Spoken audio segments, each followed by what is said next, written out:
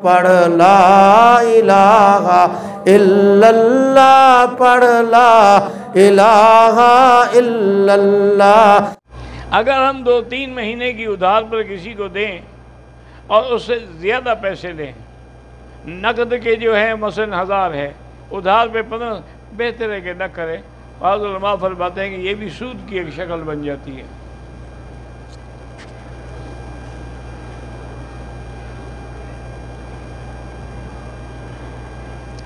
مجھے مکہ آئے ہوئے 4 دن ہو گئے ہیں، عمرے پر میرا جدہ ایئرپورٹ میں بیگ گم ہو گیا جس میں میرا بڑا قیمتی سامان تھا۔ سورۃ والضحیٰ پڑھ کے روزانہ دعا کرتے رہو، انشاءاللہ مل جائے گا۔ اکثر لوگ احرام کی حالت میں ناف ظاہر رکھتے ہیں، اگر ناف ظاہر ہو، کھلی ہو، تو نہ نماز ہوگی نہ عمرہ ہوگا نہ طواف ہوگا۔ وہ تو ستر ہے، اس کا چھپانا ضروری ہے۔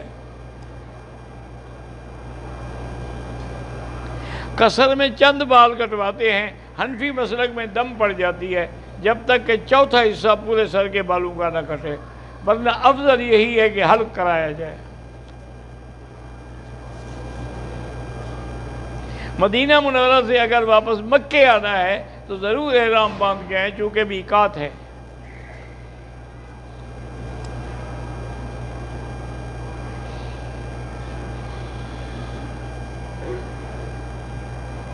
میں دبئی سے عمرہ کرنے آیا ہوں، میرا دوست بھی ہے، وہ احرام باندھ کر ٹرائی کرتا ہے کہ پتہ نہیں کیا ٹرائی کرتا ہے، مجھے نہیں سمجھ۔ عمرہ اگر چادر سلی ہوئی ہو تو احرام ہو جائے گا؟ ہاں ہو جائے گا۔ سلا ہوا کپڑا پہننا منع ہے کہ قمیض نہ ہو، شلوار نہ ہو، پائجامہ نہ ہو، واسکوٹ اور کوٹ۔ یہ جو چادر میں سلائی ہے وہ نہیں، کوئی عرض نہیں ہے اس کا۔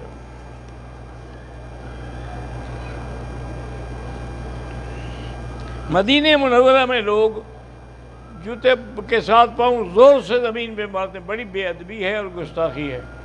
بالکل ایسے چلے کہ پاؤں کی آواز بھی نہ آئے۔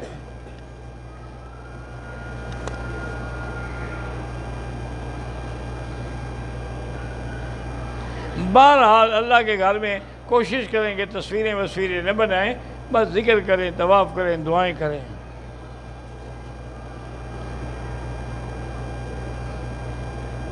اللہ تمام مسلمانوں کے بچوں کو صالح بنائے، عالم بنائے۔ میں وصیت لکھوانا چاہتا ہوں، کیا لکھوں؟ آپ لکھ دیں کہ میں نے اپنی ساری جائیداد مکی صاحب کو دے دی ہے۔ وصیت تم نے لکھوانی ہے، بتاؤں میں کہ کیا لکھوں؟ پتہ نہیں، عجیب لوگ ہیں الٹے۔